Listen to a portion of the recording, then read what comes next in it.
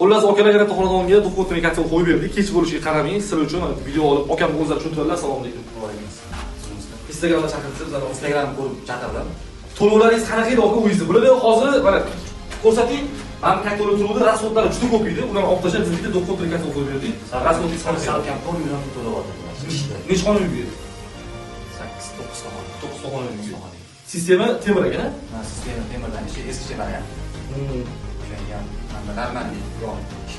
Ishimizga necha aka? Instagramdan ko'rib chaqirdim. Ishligiga gapim 2 kun deganda 1,5 kunda. 1,5 kunda zo'r qilib mana ketishdi. Inshaalloh yo'lga bo'ladi. Ishligiga ham zo'r.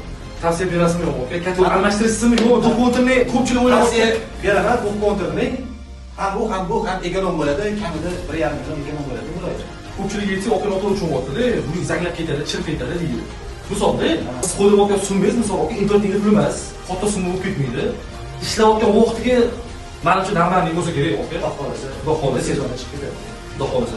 Akalar videoga like bosasizlar, obuna bo'lib qo'ysanglar, foydali video o'tkazib olmaysizlar. Do'xtirning katta ustunovkalar kerak bo'lsa, aloqaga chiqib olasizlar. Xudo xolasa, joylarga borib hisob-kitobini qilib beramiz. Qo'ysa bo'ladi yo bo'lmaydi deb aytamiz.